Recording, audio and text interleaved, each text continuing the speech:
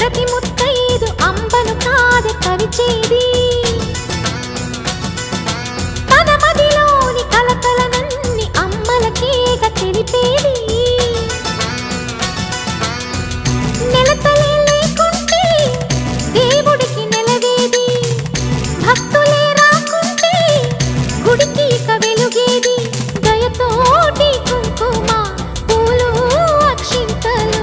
మనమంతా ఇవ్వాలి తన తాళి నిలపాలి తాళి కాచి ముత్తైదా